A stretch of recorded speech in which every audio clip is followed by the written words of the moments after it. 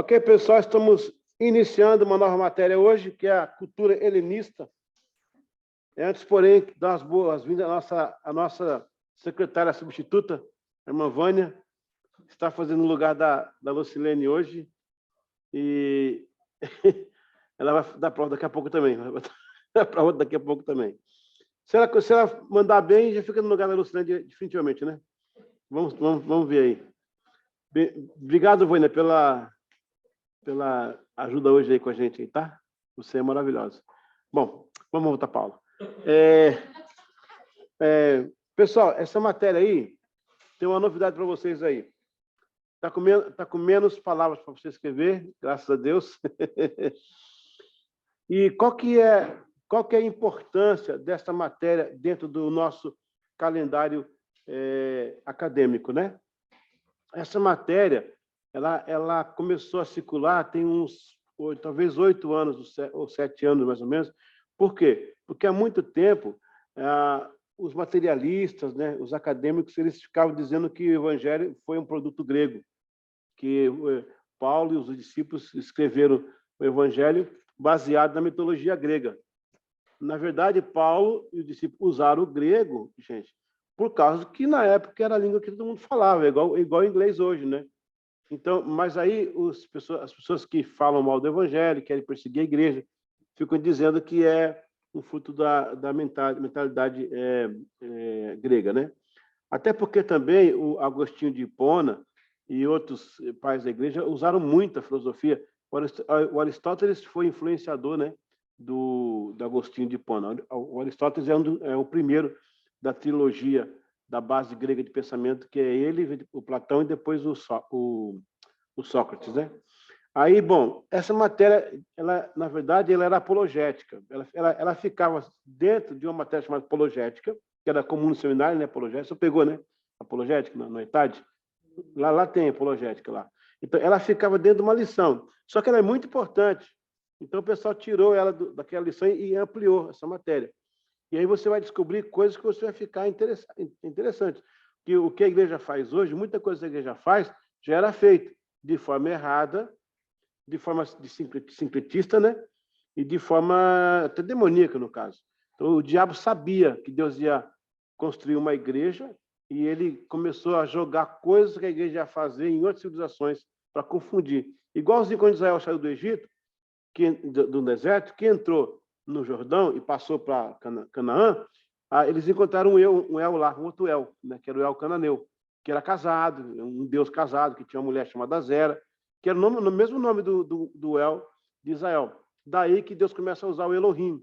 Aí vem os elomistas, né, para diferenciar.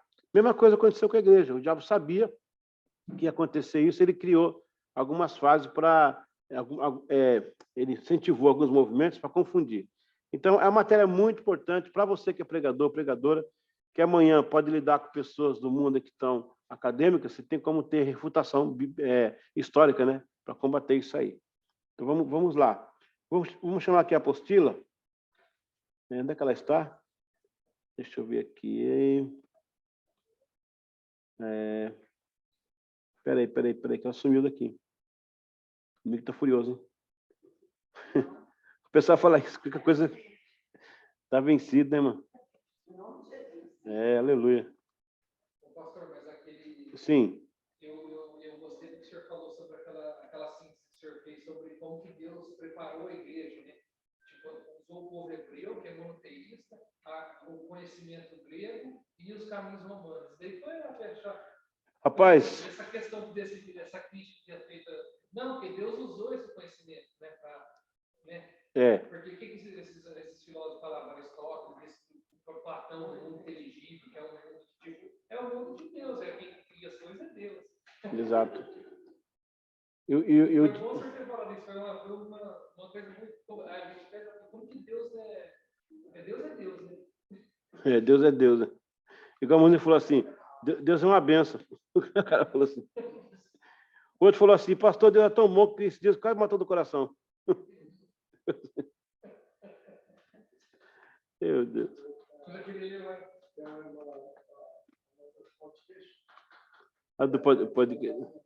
Jesus é tão lindinho.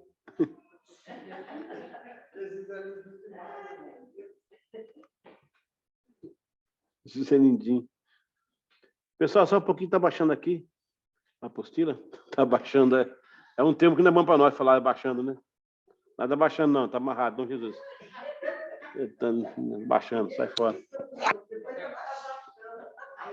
Até porque essas reflexões que a gente faz sobre moral, se não fosse filosofia, né, aguçar o homem a fazer essas reflexões, não tinha. Rapaz, e hoje em dia, né, você tem que estar muito preparado, porque as refutações são grandes, sabe? Ok, agora vai dar certo. O pessoal de casa está vendo a apostila aí? Consegue ver? Beleza. Vamos então aqui as palavras, né? Vamos então aqui as palavras. Agora são pouquinhas. Agora são 4 cada uma. Beleza. Ó, vamos lá. Cultura evidenciou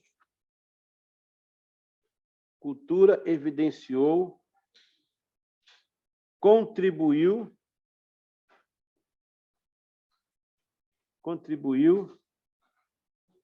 história grega.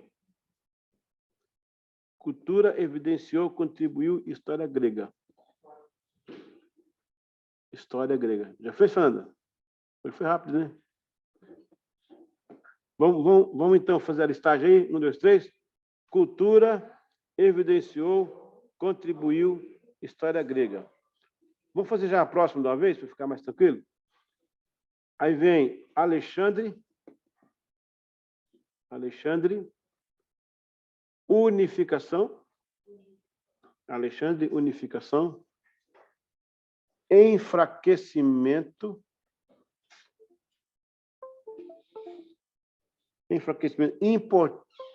importantes,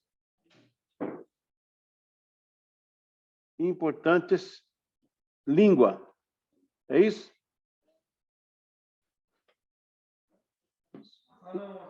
Alexandre, unificação, enfraquecimento, importante, língua. Pessoal, muda o assunto aí.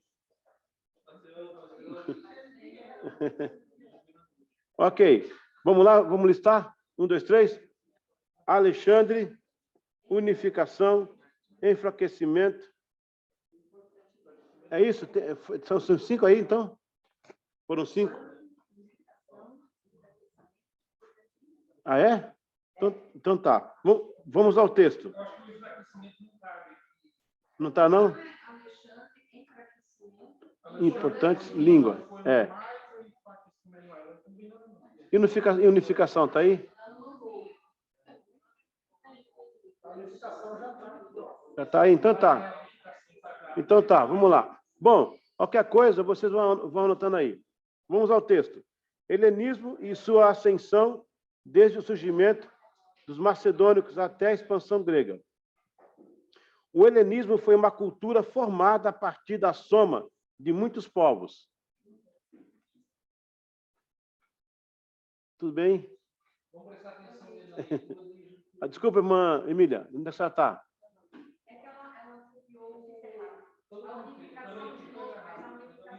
Já está lá, né? Conseguiu, minha Emília? A gente não consegue sem a senhora, não. Nós somos um time, somos uma família. É Alexandre. No caso é Alexandre, enfraquecimento, importante língua, certo? Pronto, vamos ao texto, então. O helenismo foi uma cultura formada a partir da soma de muitos povos. A terminologia helenismo é, na verdade, uma extensão cultural construída a partir das conquistas de Alexandre o Grande, que era macedônico, mas evidenciou o grego, pois sua influência por Aristóteles contribuiu para tal. Na verdade, o pai dele, né, era discípulo de Aristóteles. Né? É curioso notar que Alexandre e Aristóteles faleceram no mesmo ano, embora Aristóteles fosse mais velho. Aristóteles de 335 a 323. Aristóteles, que viveu no tempo clássico da história grega, foi um filósofo grego, aluno de Platão. E o seu pai, Nicômano, foi médico pessoal do rei Amintas III. A ideia da união dos povos. Foi o pai de Alexandre, Filipe II, que iniciou a unificação dos povos, que ia conquistando. os gregos foram enfraquecidos em duas guerras importantes, as guerras médicas e Peloponeso. Com o enfraquecimento grego, Filipe iniciou a conquista e a mesma foi corroborada pelo filho Alexandre. Os passos de Filipe foram seguidos por Alexandre, pois uma das coisas mais importantes que fez foi unir os povos através da língua, o grego comum, ou koiné, e também outras atitudes menores. Até aqui você vê que nós, naquela outra aula, falamos sobre a contribuição grega para a igreja, que foi o grego, né? Então, mas aqui você está vendo agora como que isso aconteceu. Esse rei aqui, o Filipe, né, que é o pai de Alexandre, foi dele a ideia de unificar. Agora, a história diz que o Alexandre matou o pai, né? Matou o pai para ficar no lugar dele.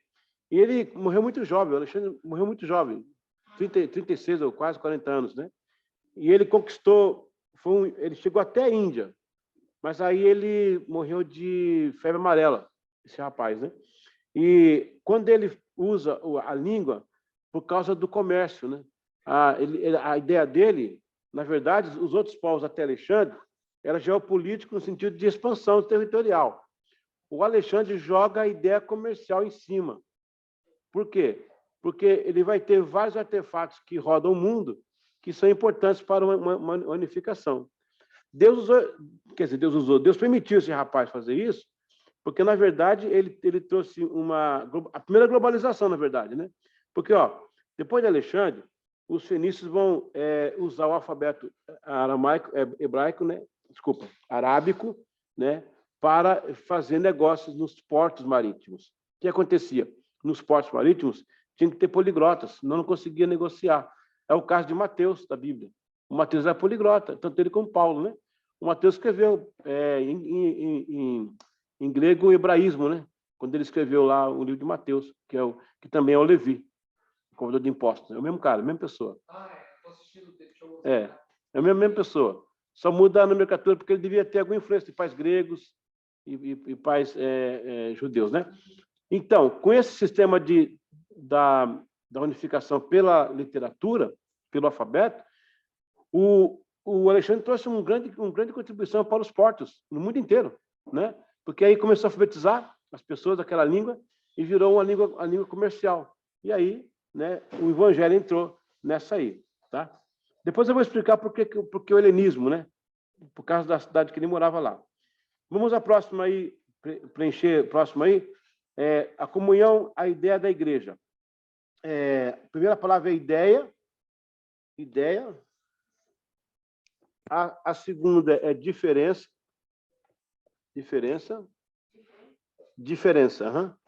Ideia, diferença, plantação, propagação. Ideia, diferença, plantação, propagação. Ideia, diferença, plantação, propagação. Vamos listar? 1, 2, 3, todo mundo lá? Ideia, propagação. Vamos fazer na próxima vez, então, para fechar essa página? É só 4 palavras também. A influência sobre a igreja. Aí vem assunto. Primeira palavra é assunto. A segunda é escritos.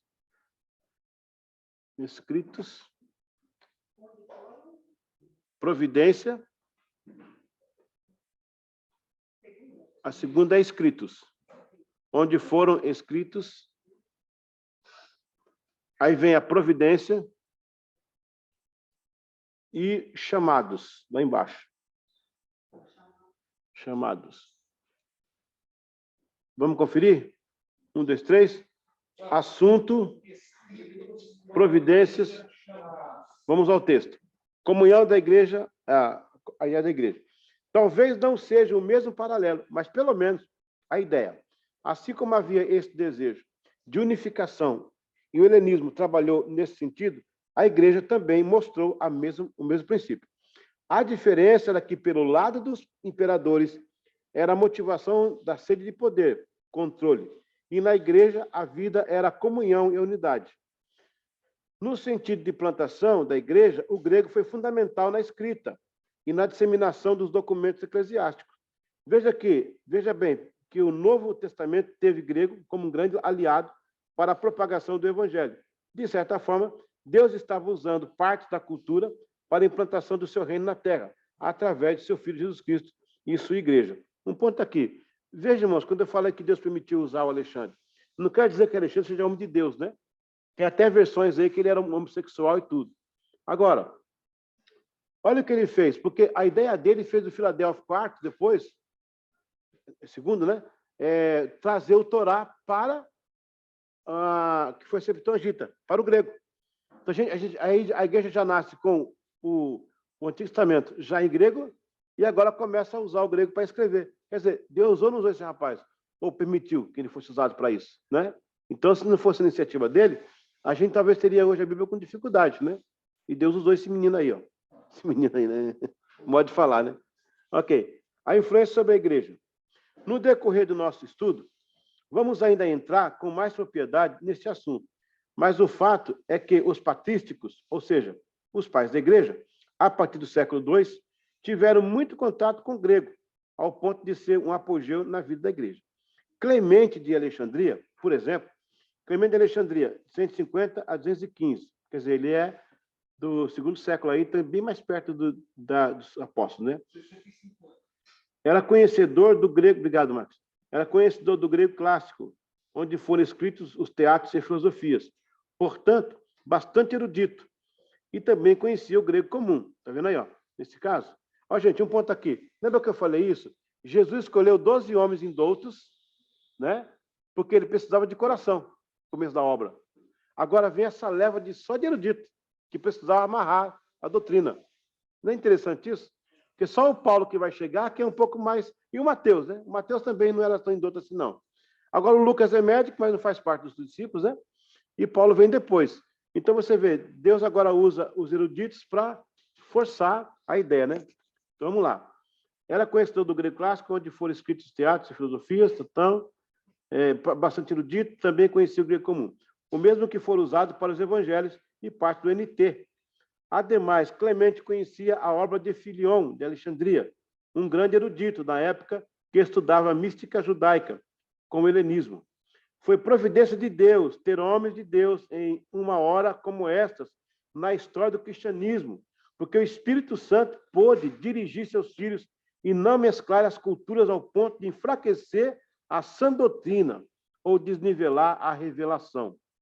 O helenismo, na verdade, serviu ao Evangelho, mas o Evangelho é superior pela revelação divina. Não menciono isso com desprezo em relação à cultura grega. Entretanto, é para diferenciar o que Deus enviou através de seus chamados e ungidos. Ao menos algumas coisas das artes e culturas aprove o Senhor permitir para ser uma ponte da propagação da sua graça. Pegou? Então, assim, a cultura grega foi serventia para o Evangelho. É isso aí. E era isso que os patrísticos falavam, né? Que a filosofia era inferior à revelação divina.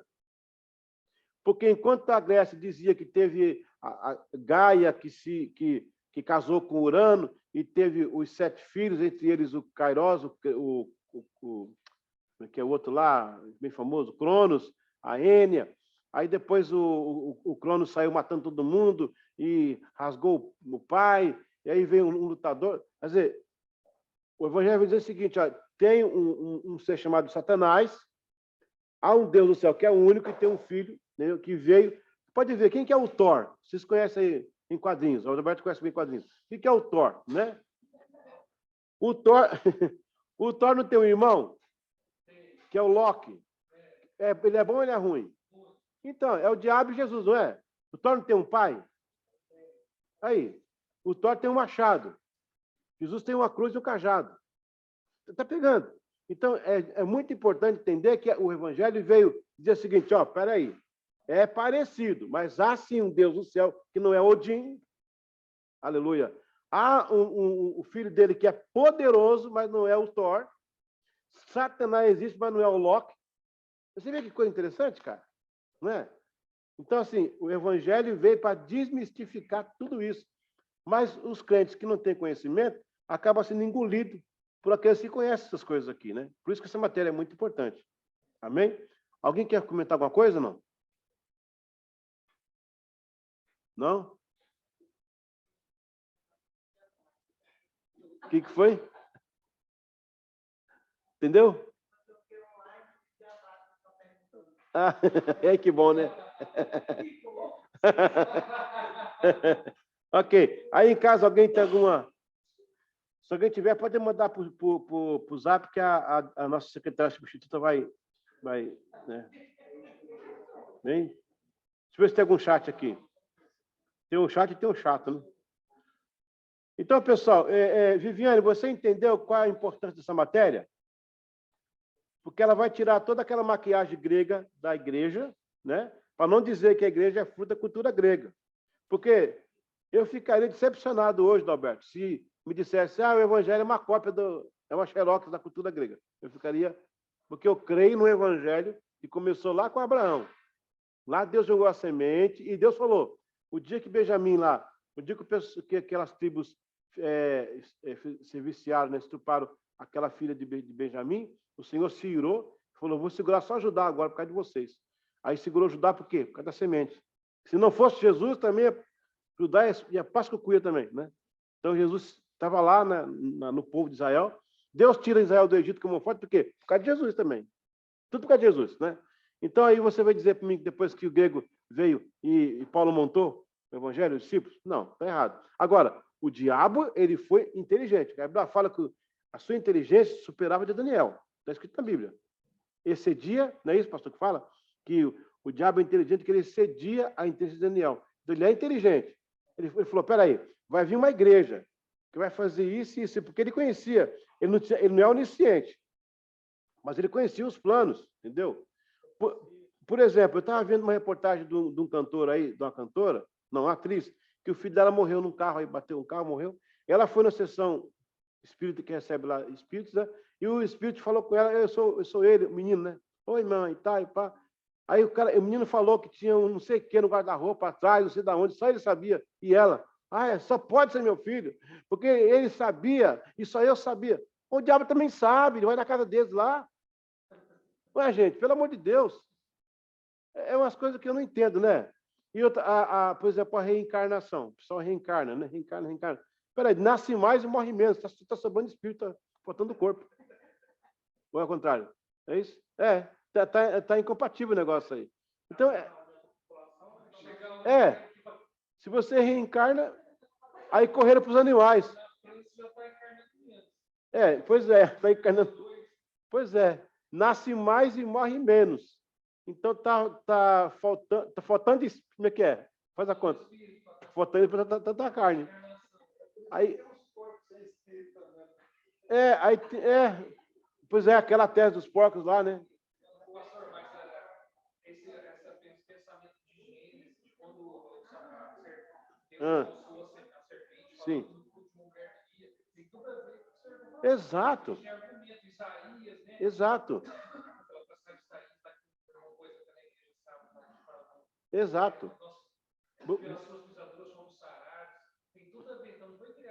Ó, você vai ter o Romero, que vai escrever as Ilíades, né? A Guerra de Troia, os Ilíades, a epopeia de Romero, né? Você vai ter... Agora, tudo é subjetivo. E é uma coisa assim, parece, não é? A Bíblia vem dando nomes, dando datas, apontando o caminho, falando da profecia. Rapaz, isso me arrepia. Isso é coisa maravilhosa, um negócio desse, viu? Aleluia. Vamos em frente. Aula número 2. Não tem prova ainda não, tá? Agora começa a prova. Rapaz, você acredita que a Luciane viajou para o Brasil, 12 horas de voo, e está lá sem dormir por causa das provas, ela quer ver as provas acontecer. Ela está aqui online, Ela está online. Eu quero as provas. Vai dormir, vai descansar, né, gente? Pelo amor de Deus. O Pedro falou assim, eu não aguento não, Pedro, não aguento não. Vamos lá, as 4 palavras aí. A primeira é propósito. Propósito. Ferramenta. A segunda é ferramenta. Propósito, ferramenta. A terceira é evangelho. Evangelho. E a última é propagação. propósito, ferramenta, evangelho, propagação. Ok? Vamos conferir? 1, 2, 3. Propósito. Vamos ao texto. Como a abrangência da literatura e cultura moldou parte da história antiga, a ideia de Deus, sua obra e propósito, vem sendo o tema central da vida de Israel, desde seus primeiros tempos. Porém, a ascensão do helenismo no mundo deu à teologia vários formatos de pensamento. É claro que a Bíblia não veio da mentalidade filosófica grega, e nem mesmo sob a tutela mitológica helênica. No entanto, as linhas gregas de construção de saber e expansão didática serviram como ferramentas de propulsão à teologia hebraica, consequentemente cristã. Um ponto aqui. Você tem que ver a cultura grega por dois viés, tá? O viés da mitologia, que é interessante, e do pensamento. Porque não pensa que Grécia só com o Olimpos, né? Os Zeus. Não, essa é a Grécia do mitológico. Mas tem a Grécia pé no chão, que é os caras pensando. E qual que era, eu já falei uma vez, você lembra qual que era a busca da filosofia grega? Era encontrar a verdade. Incrível, né? O mundo dava dor de parte, pastor. Parece que o mundo está dando dor. Por isso que Cristo fala assim, ó, eu sou. Aleluia. Jesus, ele aponta para a Grécia e fala, Aristóteles, ó, eu sou o caminho. Platão, aquele que você procurava, eu sou a verdade.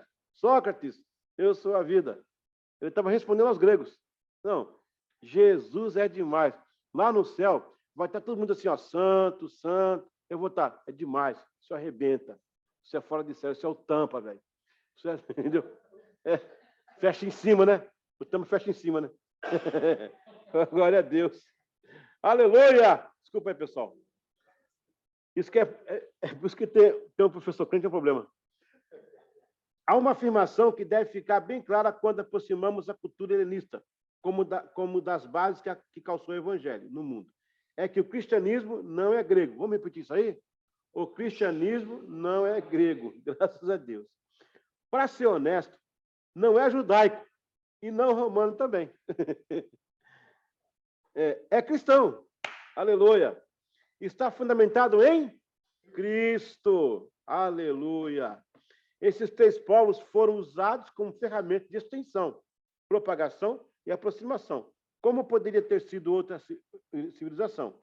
O fato de ter sido estes não muda a essência, a vida e o poder único, o evangelho do Senhor Jesus Cristo. Glória a Deus. Sabe por quê? O diferencial é porque Cristo morreu e ressuscitou. Aleluia. Pronto, esse é o diferencial. Nenhum outro morreu e ressuscitou, né? O pessoal conta só a morte, não conta a vida. Glória a Deus por isso. Vamos lá, a próxima etapa aí. Primeira palavra, ideia. Ideia. Estabelecer. Ideia, estabelecer.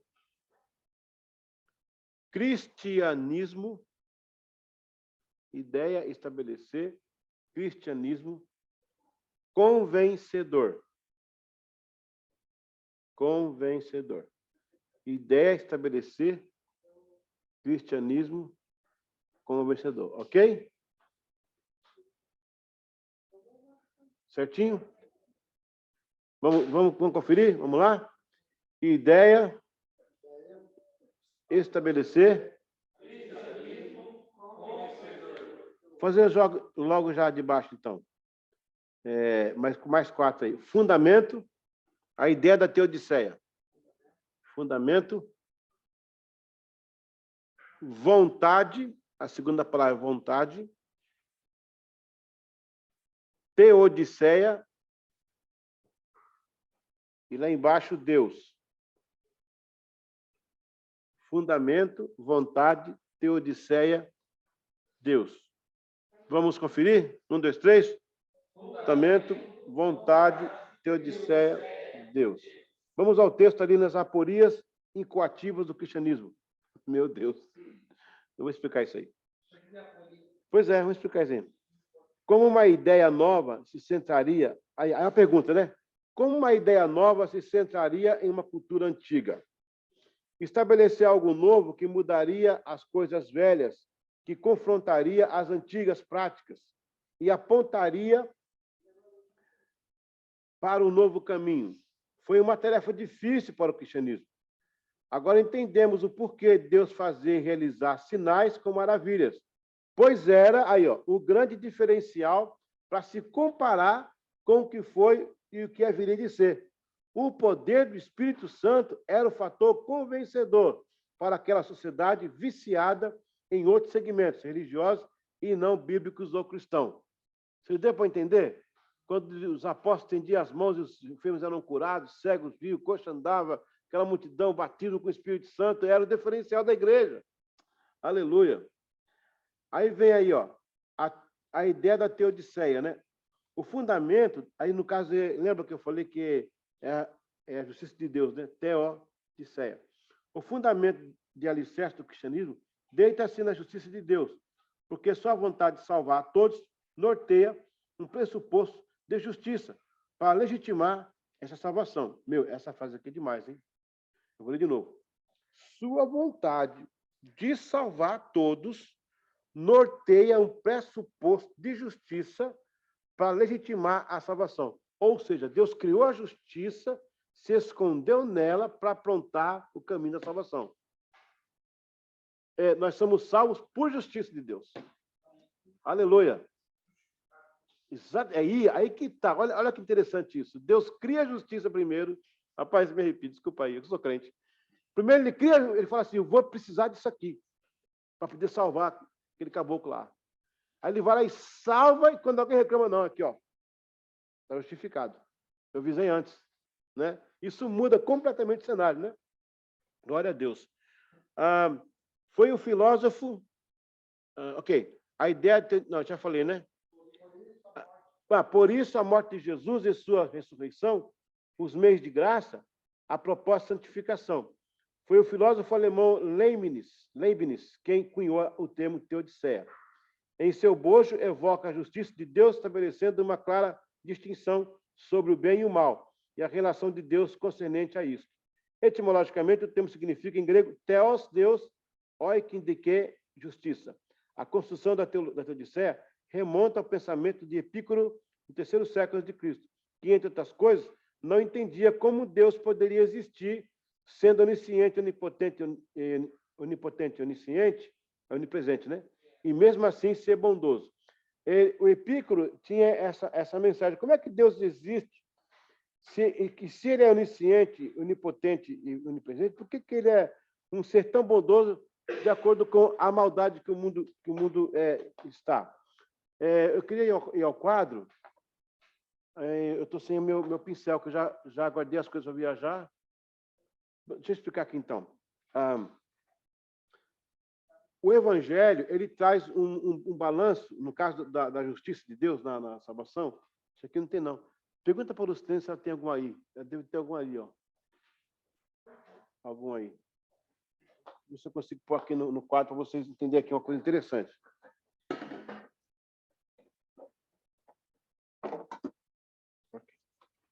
Consegue ver o quadro aí? Tá, né? Deu, né? Se eu consigo fazer aqui Porque eu já guardei as coisas na mala e foi junto o pincel, eu acho. Será que foi, amor, o pincel lá? Não, né? Não, eu estou no quadro. Tem que ser aquele de quadro mesmo.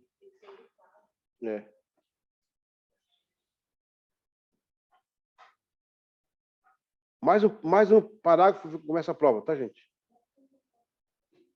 Conseguiu, professor? Não. Ok, então eu vou tentar explicar aqui, vocês vão entender. Se você puder escrever aí no sua apostila, num canto você põe legalismo, num canto legalismo, no outro canto antinomianismo. Ixi.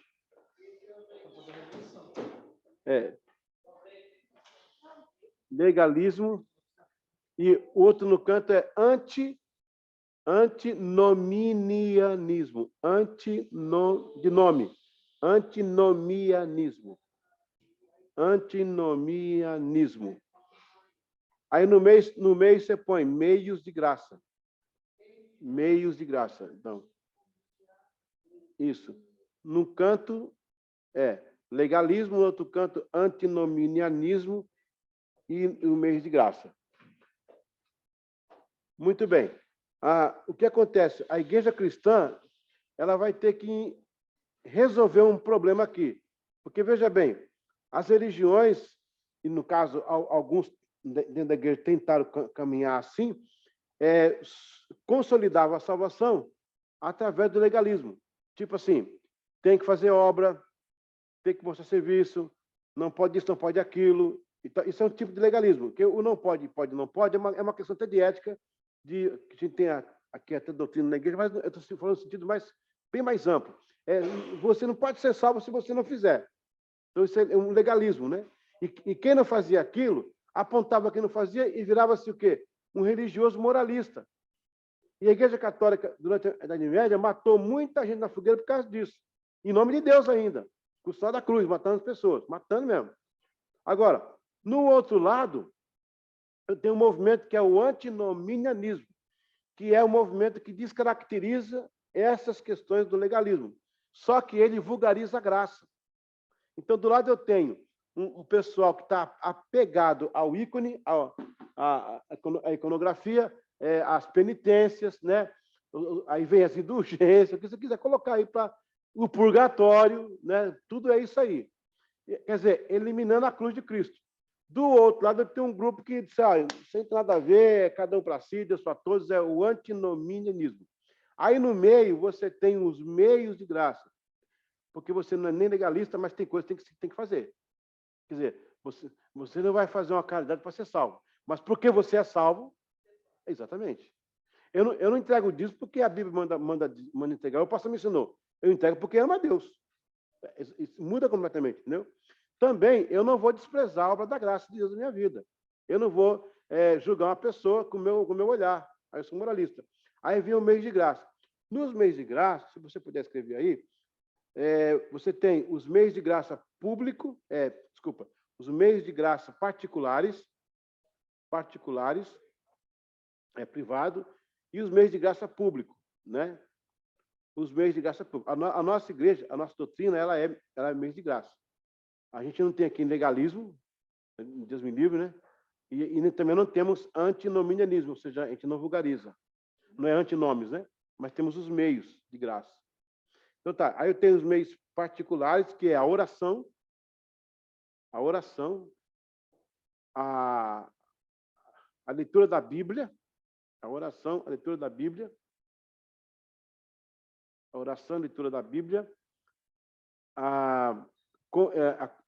o testemunho, no caso, compartilhar o testemunho, né? O que Deus fala com você tem que externar isso, é o testemunho, né? A Santa Ceia, porque ela é da comunhão dos irmãos, é a comunhão da família, no caso, para quem serve a Deus, né? Então, você tem, isso é o mês de graça particulares. E tem o mês de graça público, que é, no caso, o batismo, porque você está publicando a sua fé diante dos homens que você é salvo, né? Você tem a caridade, no caso, o social. O social atinge 4 pontos aí, que é o estrangeiro, ajuda ao estrangeiro, a viúva, o órfão e o pobre. A Bíblia fala bem isso, a Bíblia. Exatamente. Esse é os meios de graça público. O meio de graça particular me impulsiona para o meio de graça público. Aí, se você só faz o público, você é legalista. Tem muitas pessoas que se apegam a isso por substituindo a graça. Exato. E aí se torna legalismo. Legalismo, entendeu? Agora, se você ficar só no outro lado, você fica um antinomianismo. Se você não dá... isso é balela, isso não tem nada a ver, cada um vive sua vida. É igual hoje o desigrejado, né? Cada um faz seu tipo de igreja. Então, você tem o mês de graça particulares, que também você pode colocar obras da piedade, mês de graça particulares, obras da piedade, e o mês de graça pública é obras de misericórdia. O mês de graça particulares, eles também são obras da piedade, obras de piedade, e o mês de graça público, obras de misericórdia. Aí você vai entender que o coração santo é o que faz também amar ao próximo, né? Aí, tudo... Obra de piedade, porque é pietismo, é piedoso, entendeu? Você está fazendo um ato de piedade e o ato de misericórdia. Porque a misericórdia, a piedade vem de pietatis, que é piedoso, né? Alguém que está entregue de uma comunhão profunda com Deus. O misericórdia é misericordia, que é a medida do coração. Você vai passar pelo coração de alguém. Você fez uma milha do colo. O seu coração fez uma milha. Por isso que você tem 2 cérebros, né? Você tem o cérebro daqui e o cérebro do coração. Quando você gosta de alguma coisa, você recorda. Quando você realmente amou e aprendeu, você decora. É isso aí, de coração. Está entendendo? É um negócio assim, fantástico. É fantástico. Então, por isso que é obra de piedade, obra de misericórdia. Isso resolve esse problema. Aí vem, nesse caso, Deus está na teodiceia, né? Então, assim, eu não faço porque tem que fazer, senão Deus me pune porque eu tenho que fazer. Ou também eu não faço porque eu não preciso fazer, porque que negócio de dízimo, que negócio de pegar todo dia, negócio de orar, isso aí é coisa... Não, eu faço uma coisa, né, aqui, eu tenho o mínimo que eu faço aqui é orar, ler a Bíblia, testemunhar, participar da ceia, essa obra de piedade. Jejuar, também está aí, jejuar. E o mínimo que eu faço aqui é ajudar o pobre, a viúva, o órfão, tem mais um, e o estrangeiro. Entendeu? Que isso.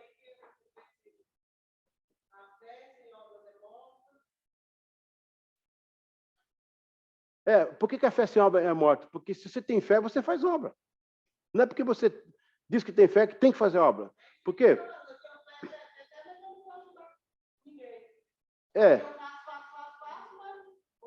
Então, aí você não tem.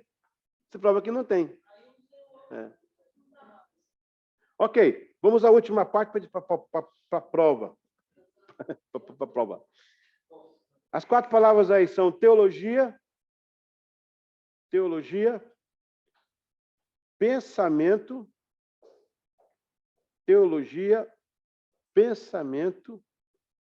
tarefa, atributos. Teologia, pensamento, tarefa e atributos. É bom que as aulas estão gravadas, porque as coisas tem que rever depois, é muita coisa, informação. Vamos então, verificar aí. Vamos lá? Teologia, pensamento, tarefa e atributos. Vamos ao texto. A influência da teodiceia sobre o cristianismo. Interessante notar que o que a Grécia vem destacar em termos de teologia é apenas para regulamentar o pensamento, mais que a situação anterior. Não há dúvidas. Não há teologia por causa do pensamento grego, em absoluto. E sim, há pensamento grego tentando regulamentar a teologia. Ô, Glória! Desculpa aí, irmãos. Exatamente. Em termos de teodiceia, a mesma chega com a tarefa de definir e relocar Deus acima dos seus atributos, ou reconhecimento de problemas à sua volta. A linda teodiceia, na construção do pensamento cristão, é trazer a ideia de razoabilidade do porquê Deus permitiu o mal, sendo que não é promoção dele. Porque se eu for ver o mal através da filosofia, eu classifico um Deus mau. Pela teologia, eu tenho a revelação. Deus não é mau. O mal é um estado. A ausência dele cria o mal. Não que ele promova o mal. É simples. Isso é justiça. Do que eu falar que Deus é mau, porque as coisas são más. Entendeu? Vamos dar um minuto para pensar um pouquinho?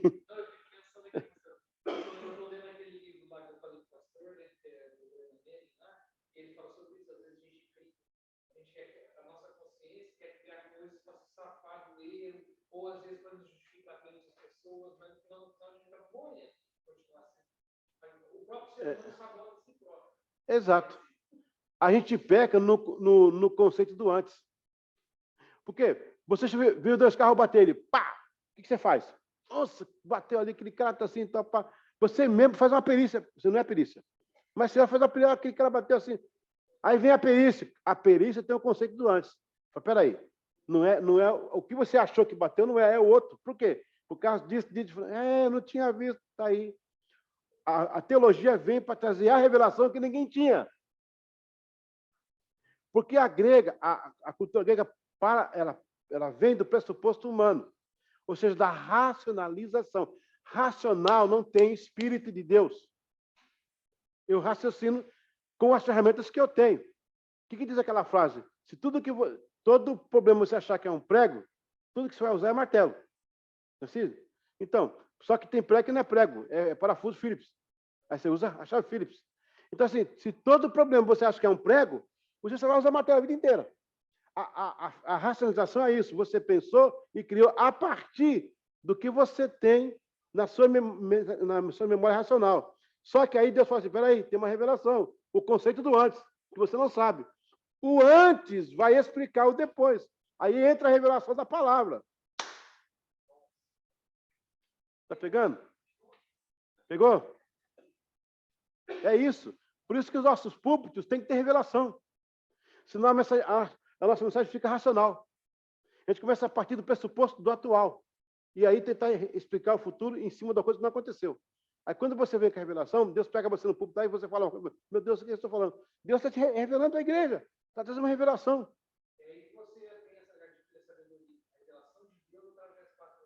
É aí que está a linha fina entre conhecimento e sabedoria. O conhecimento é a partir da racionalização e do conceito da soma de afirmações. A sabedoria não, é totalmente de Deus. É Deus que dá. Por isso que a decisão é feita por sabedoria, não por conhecimento. O conhecimento ajuda, mas tem hora que ele vai falhar. É por isso que a Bíblia fala que a letra é má, porque não adianta eu saber e não tem entendimento. Exato. Por isso... Pai, pastor. E a Bíblia fala assim, ó, quem quer sabedoria, busque Deus dá. Por quê? Aí você vai entender a célula mate do evangelho. O temor do Senhor dá. Quem estava no começo lá? A sabedoria. Daí o porquê os gregos criaram a Santa Sofia, que é a Santo Saber, porque eles buscavam algo que eles não entendiam. Isso é uma santa sabedoria, mas eles não sabem o que é. Aí vem o evangelho e fala, eu sou a verdade, eu sou a sabedoria, eu sou o caminho, está aqui, ó. Tira o véu, aleluia. Aqui, ó, é isso aqui que a Grécia tentou explicar, não conseguiu.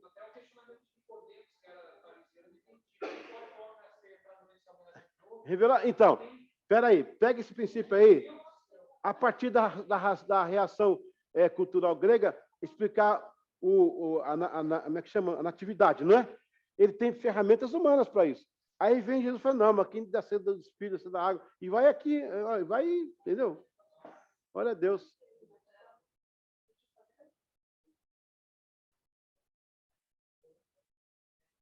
Muito bem.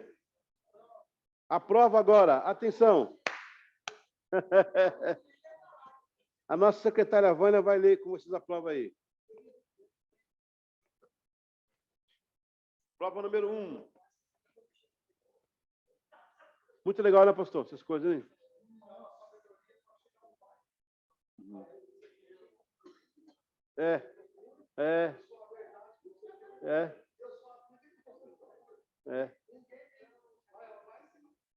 Exatamente. Isso é por revelação, né? A Vânia vai ler com vocês aí. Pode responder, tá, amor? Você sabe, tá? Não responde, não. Tá bom. Falso ou verdadeiro? Você mandou no grupo ainda não. Não mandei? No WhatsApp. Tem que mandar no WhatsApp. Peraí, deixa eu pegar lá meu celular. Você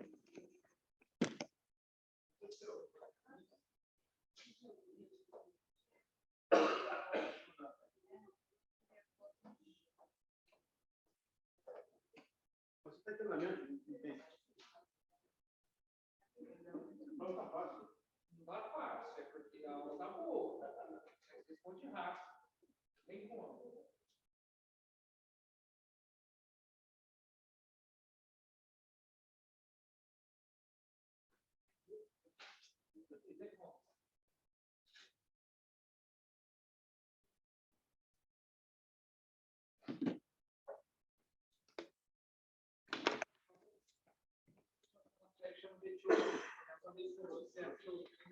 Chegou aí? Então, vamos lá. Falso ou verdadeiro? 1.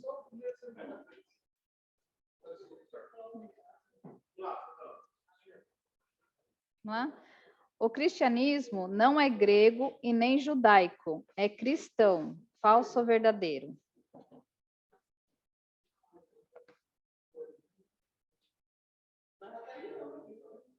Já fez? 2. Qual o diferencial do cristianismo em relação às outras religiões? A. A escrita dos apóstolos. B. O poder de Deus em sinais e prodígios. C. A centralidade do movimento em Jerusalém.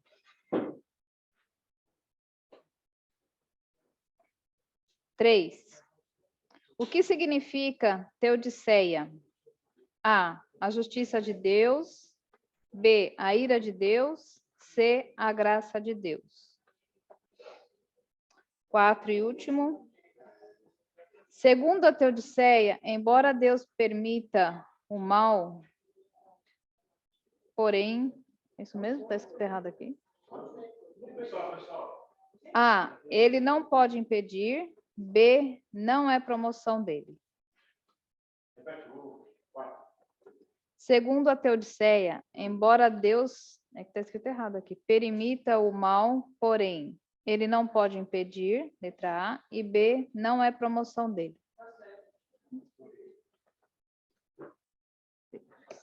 Obrigado aí. Então, o pessoal de Prova casa... fácil, hein? Tá fácil a Prova prova? fácil, hein? Né? Oh, meu Deus. Ok. Pessoal, vamos matar logo a próxima aí? Vamos? Fica livre depois?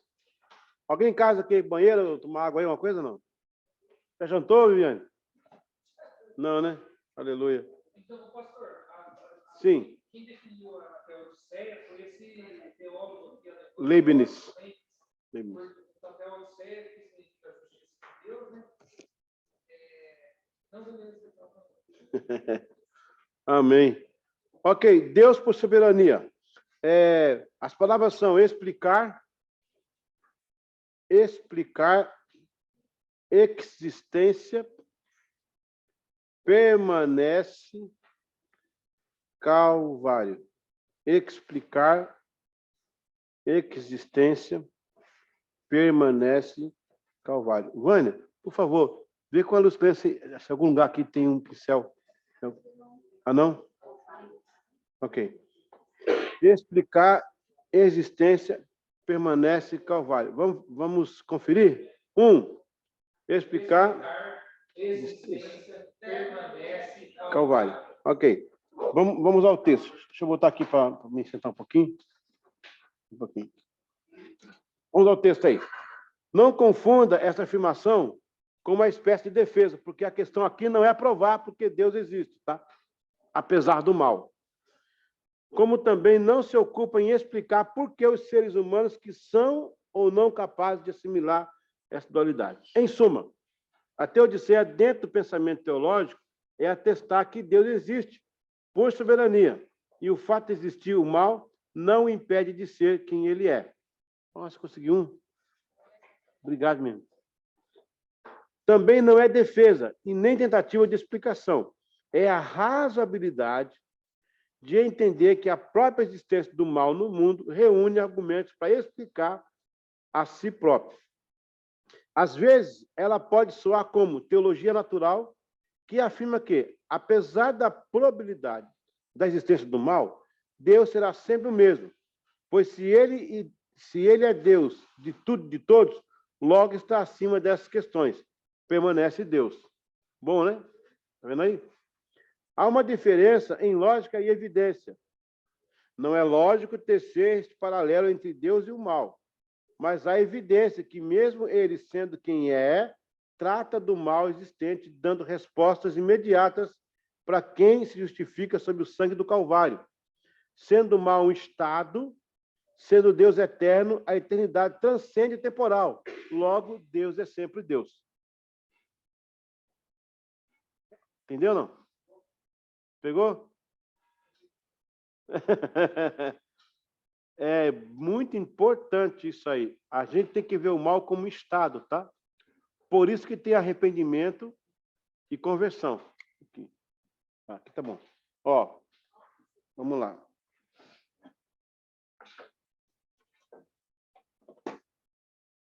Quando você tem... Deixa eu ver aqui. Ai, ai, ai. Aqui em cima. É um pouquinho, gente. Deixa eu só mudar aqui um pouquinho para o pessoal de casa ver melhor. Agora sim. Meu quadro aqui. Ok. Estão vendo aí a apostila aí em casa? Deixa eu tirar aqui para vocês ver o quadro aqui agora. Espera aí. Fica melhor o quadro aqui vocês. Ok. O mal, né? O mal é um estado. É um estado. Então, eu tenho uma antecipação que é o arrependimento. Arrependimento.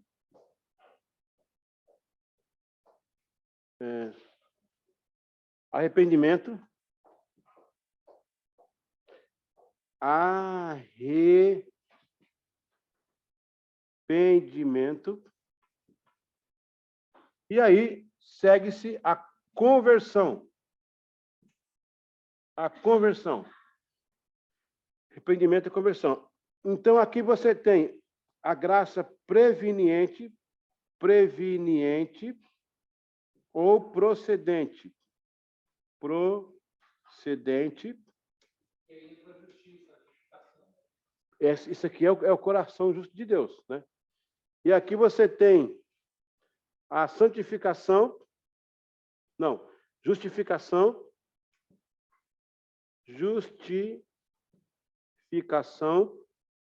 e a santificação. Santificação. Então, Pastor, sendo... Vira um quadro só um pouquinho. Que quase não dá para enxergar. Está escrito. O pincel está muito ruim. Ah, tá bom. Ver? Começa aqui em cima com o mal. Ele é o estado. Antes do mal, eu tenho arrependimento. Depois do mal, eu tenho a conversão. Quer dizer, não é depois do mal. Eu me arrependo dentro do processo do mal, porque se o mal não fosse estado, ou seja, um período de estado, eu não teria salvação. Daí que você entende por que a eternidade, entendeu? Aqui você tem o mal, o estado, antes o arrependimento, a setinha embaixo, preveniente e procedente. Aí tem a conversão com a justificação pela fé, né? E a santificação. O processo de justificação não começa antes do arrependimento e da conversão. É impossível, não tem como. Porque o mal está se passando de um estado. Eu estou em mudança, eu estou em mutação de estado do mal, por isso que, no caso, a salvação tinha que ser eterna. Porque o mal é um estado. Se ela não fosse eterna, não teria por que Cristo ter morrido. Ia perder meu tempo me arrependendo. Porque o mal é um estado. Porque Deus, segundo Romanos, é perfeitamente bom. Deus promoveu a bondade. Por isso que o mal é um estado. A bondade será sempre eterna. Porque Deus promoveu a bondade. Ele é bom, ele não é mau. Então, assim, por ele ser um estado, ele é um momento. Aí, o arrependimento, gente, o problema, a gente tem um problema na nossa língua portuguesa, porque arrependimento está atrelado à contrição no sentido do remorso. E você pode se arrepender sem ter remorso. Se você arrepender com remorso, melhor ainda, que é mais profundo, né? Mas arrependimento sem remorso é o seguinte, o arrependimento ele é frio calculista. Ele fala assim, ó, ali tem uma rampa e tem degrau. A minha vida inteira eu fui pela rampa, mas eu decido hoje ir pelo degrau. Que arrepender-se é mudança de direção. Conversão é mudança de vida.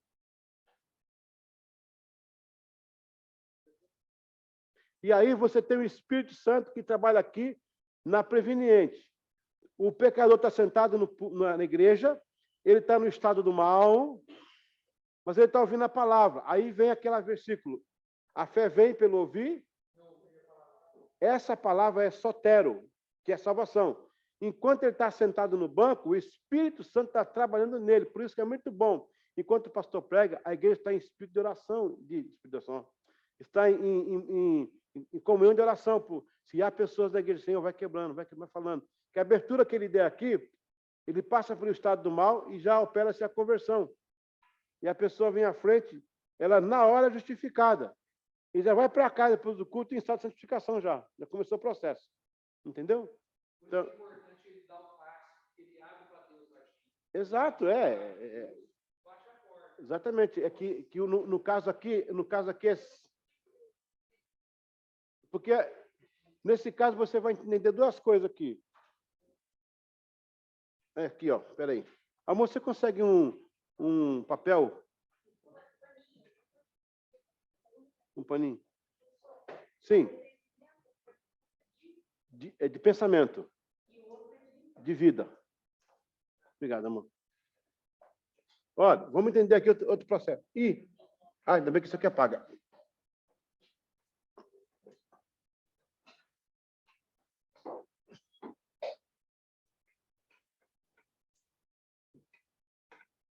Em todo esse processo, quantas pessoas estão envolvidas? Pode chutar. Aqui nesse processo, quantos estão envolvidos aí? 2, 3 e mais. 3, 2.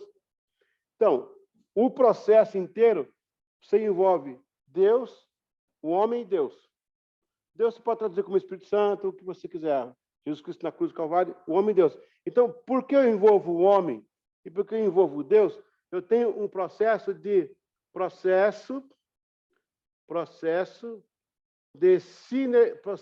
sinergia. Sinergia. Exatamente. O homem dá um passo para Deus e Deus dá um passo para o homem. É o processo chamado sinergia ou sinergismo. Sinergismo. Naquela outra doutrina em que Deus define se a pessoa vai ou não para o céu, para o inferno, chama-se processo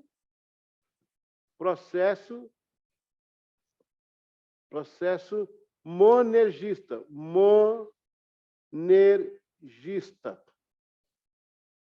Processo monergista. M-O-N-E-R,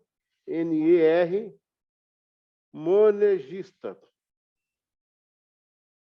Ou monergismo, tanto faz. Monergista ou monergismo. No processo sinergismo, eu tenho um homem pecador olhando para o além, sem perspectiva. Ele está morto em pecado, não pode definir e nem decidir. Eu tenho um Deus olhando de lá para cá, dizendo, eu preciso salvar este homem. Então, ele manda o Espírito Santo. Oh, glória a Deus.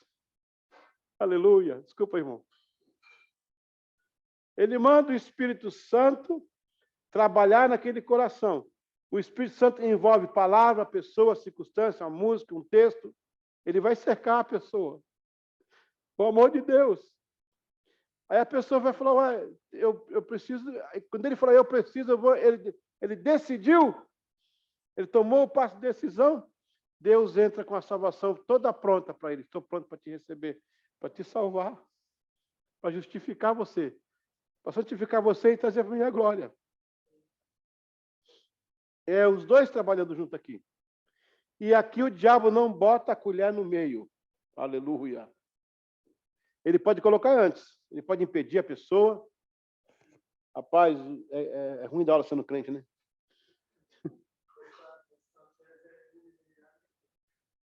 Sim, a mina que trouxe essa tese aí. Então, no outro processo, o monergista é só um que opera. Pois é. E só um que seria Deus. E Deus vai decidir se você vai para o inferno ou para o céu. Entendeu? Então, esse é o ponto. Vamos voltar para a apostila? Então, o arrependimento começa na mente, a mudança na mente. A conversão é a mudança de... O arrependimento começa na mente, a mudança no coração. É isso aí.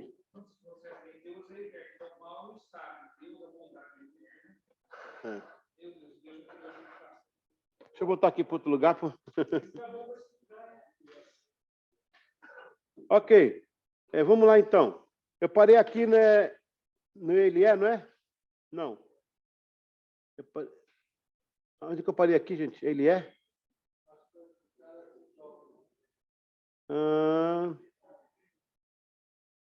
Não, já terminei. Eu terminei, não foi? Eu terminei. Obrigado, Luiz Viviane. Vamos para a segunda aí. As 4 palavras são desafio,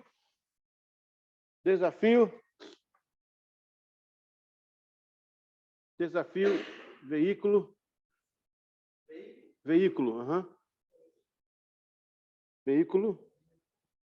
separar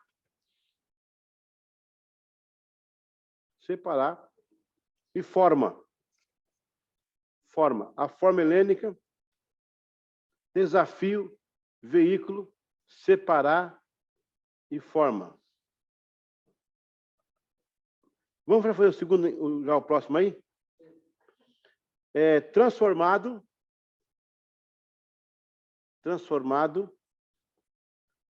mistura,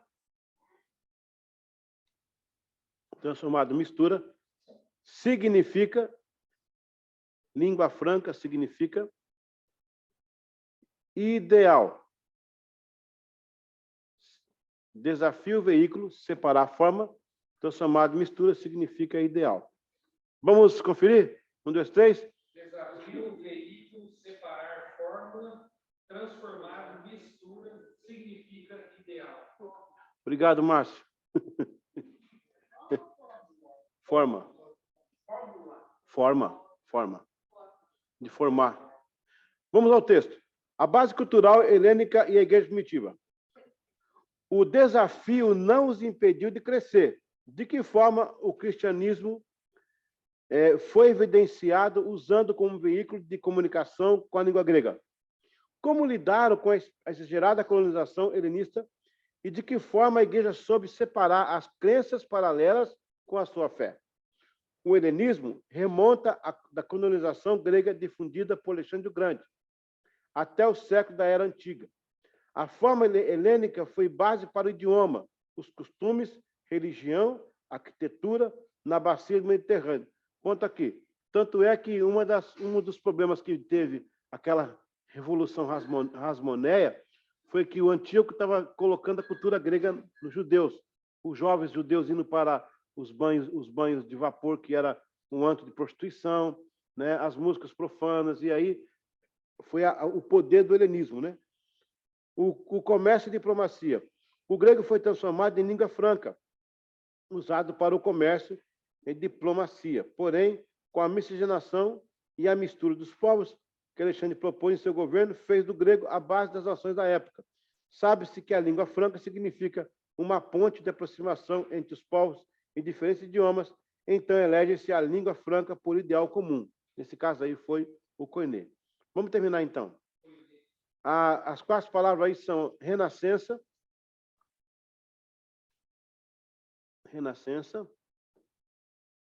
cultural,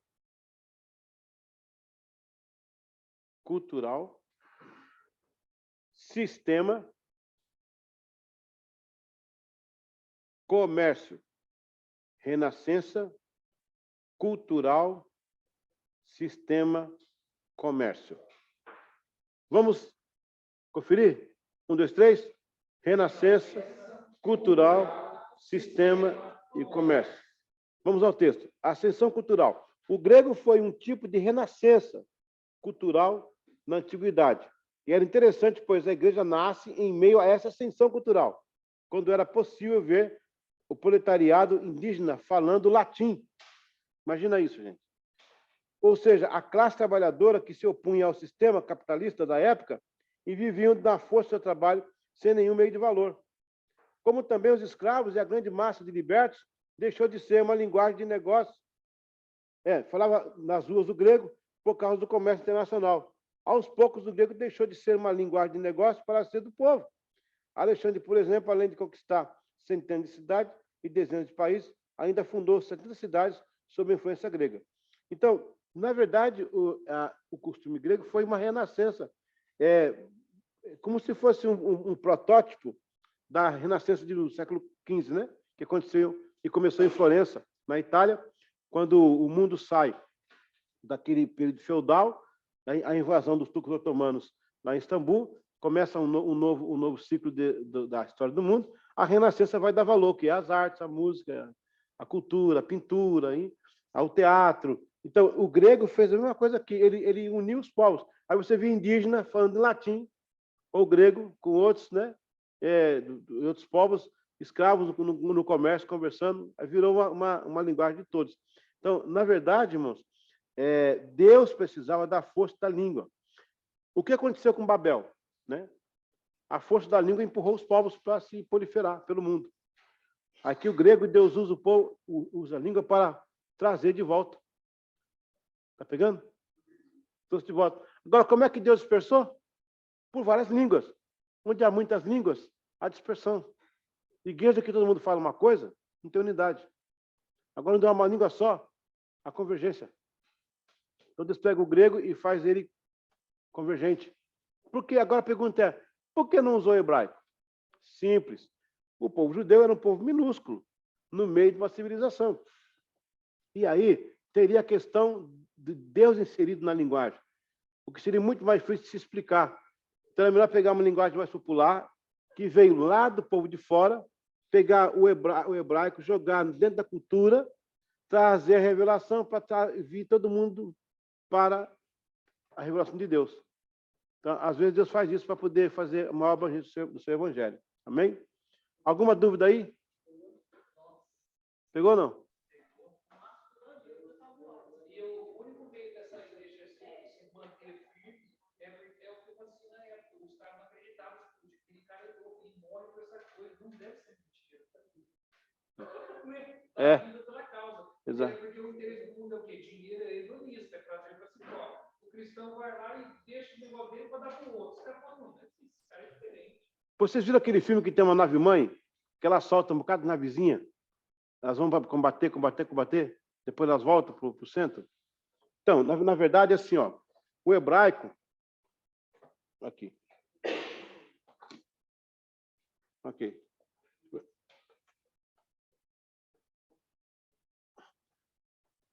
Primeiro, por que Deus não usou o hebraico de início? Porque era uma língua sagrada. Era uma língua sagrada e dentro do hebraico há um código. O hebraico, quando você lê o hebraico, não é o que você entendeu o que Deus quis dizer. É o que você não viu o que Deus falou. Por isso que você tem que ter o espírito para destravar. Então, eu tenho o hebraico aqui, ele é centrífugo. O hebraico é centrífugo. Centrífugo. Ele sai do meio, ele sai do núcleo para o meio. Ele sai do núcleo para o meio. Qual é o meio aqui? Humanidade. Então, o hebraico é pego, Septuaginta traduz, e o Novo Testamento traduz para o grego. Então, Deus tira daqui e joga para cá como grego. Quando a humanidade conhece Deus a partir do centro, o evangelho vem para ser centrípeto. Centrípeto. Aí o homem volta para Deus, para conhecer Deus na sua linguagem. Por isso que tem o evangelho. Por isso que Deus se revela a um povo. Porque a revelação é privada, mas a disseminação é pública. Então, o que Deus vai falar ao pastor Cido, para a igreja da MRV, ele não pode falar para todo mundo, porque nem todo mundo está no centímetro para entender o núcleo da situação. Então, Deus revela a um homem e ele revela a nação, ou ao povo. Está pegando, gente? Por isso que a revelação é privada, mas a disseminação é pública.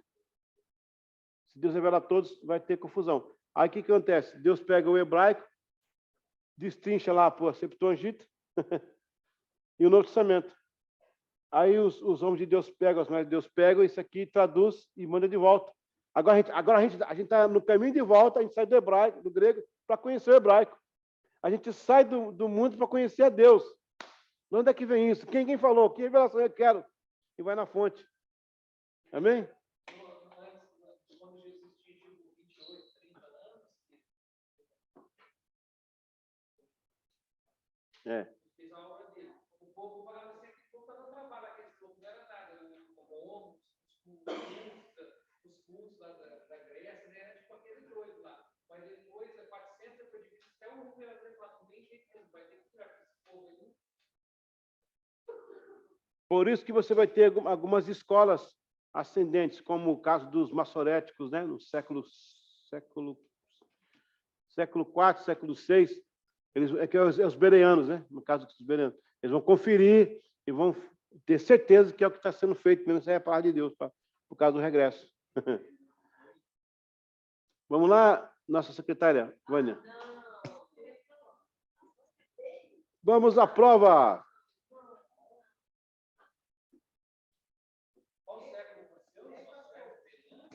Não, assim, os berianos são do tempo de Paulo, né? Que eles conferiam, né, a palavra. Os maçoréticos eram um grupo que garantia que as traduções eram fidedignas, fazia filtro, entendeu?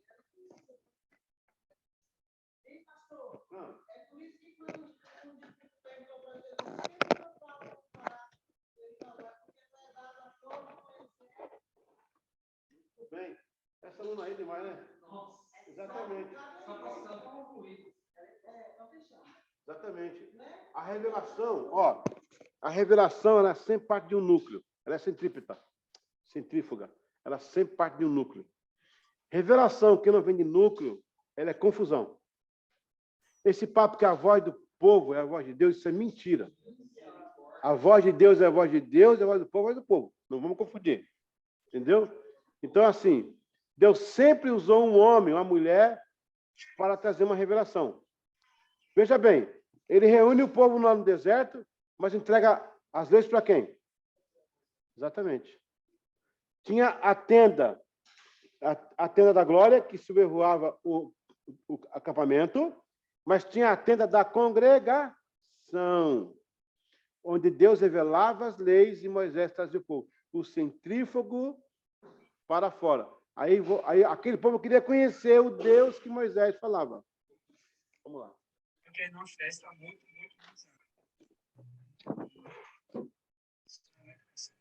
Receberam aí? Número 1. O mal não é prova da existência de Deus. A. O mal se autorreproduz em si, ao transgredir um princípio, e assim não há ingerência de Deus. B.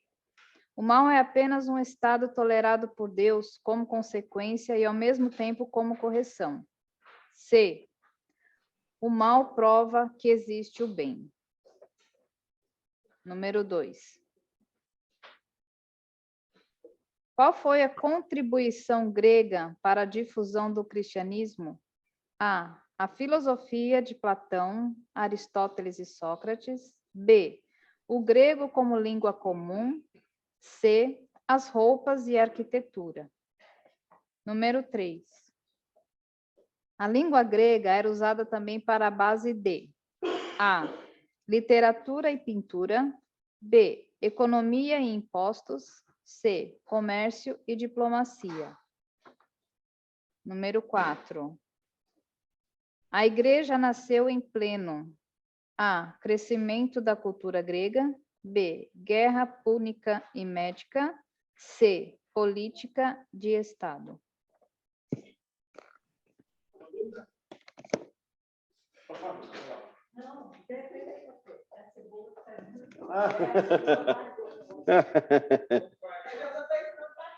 Amém. Glória a Deus. Amém. A turma de casa deverá... Você já mandou a foto para casa, amor? Deverá pegar aí as suas... no caso, aí sua foto, mandar para a Lucilene lá, que ela vai jogar no gabarito, tá bom, pessoal? Já foi a três, já foi 3, não foi? Já foram 3, é isso? Prova? 2 provas. E 3 aulas. Ah, 3 aulas. Então, a gente cumpriu o horário de hoje. A semana que vem, eu vou estar online, né? Não vou estar com vocês aqui. E, assim, cada um na sua casa, eu quero dar uma sugestão. Procure um lugarzinho lá, tranquilo, que você possa sentar. Não perca o horário. Eu vou estar em Portugal na semana que vem. E, de algum lugar lá, eu vou conseguir uma internet para fazer com vocês a aula. Quero agradecer de coração, pastor Cida, de novo, né? Mais uma vez, o carinho de vocês todos. Já foi 3 aulas já foram 3. Né? De vocês todos. E se apliquem mesmo, né? Essa matéria é muito importante. Eu devo estar ainda dando uma matéria ainda fora, né? Eu creio que a gente volta aí, Deus quiser. Eu quero voltar semana que vem, mas se Deus quiser, daqui 1 mês e meio, eu estou mais ou menos programando isso, né? Para a gente continuar e fechar esse módulo até final do ano. Para a gente começar ano que vem já com formatura, né, pastor? A primeira formatura aí. Então, assim, Deus abençoe a todos. A gente se vê agora online. Se ela está online, não consigo ver? Talvez consiga ver. Deixa eu ver aqui.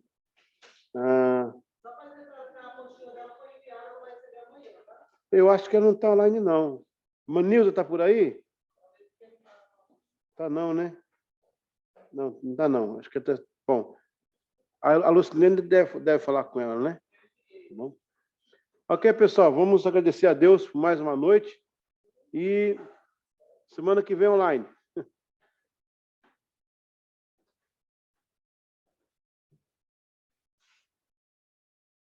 Obrigado, Senhor, pela oportunidade de estar com os teus filhos e suas filhas nesse lugar. Obrigado por esse projeto que o Senhor começou. Obrigado por todos que já foram abençoados por essas aulas. Obrigado pelo privilégio de eu poder trabalhar lecionando, Senhor, que é a minha paixão de vida. Obrigado pelo pastor Cido, que acreditou no nosso trabalho, Senhor, e nós temos andado em unidade. Obrigado por cada aluno que investiu em missões. Que o Senhor possa continuar abençoando grandemente. Mesmo à distância, que a gente continue no mesmo projeto, todos unidos, Pai. Para daqui a pouco termos uma grande formatura abençoada. E que o Senhor possa continuar usando esse seminário para preparar obreiros e obreiras para a tua obra. Para que na nossa igreja nós não possamos ser a mais inteligente da região, mas um lugar que tem a palavra sólida, a palavra equilibrada. Porque hoje, Pai, esses púlpitos que estão aí com teologia rasa, com ensinamentos nivelares, antropológicos, Senhor, que a nossa igreja possa ser não a melhor, não a maior, mas a que esteja centrada na palavra, onde Cristo é o centro da mensagem, onde o Espírito Santo tem oportunidade e liberdade de atuar em cada vida. Muito obrigado, Senhor, pelo trabalho da Lucilene, que vem desenvolvendo todo esse projeto comigo aqui, Senhor, e todos que estão envolvidos de alguma forma. Nós agradecemos em nome de Jesus. Amém e amém. Pessoal de casa, um abraço a vocês aí. Até a semana que vem. amém, pastor. Deus abençoe. Glória a Deus. É o pastor Cito também. Amém.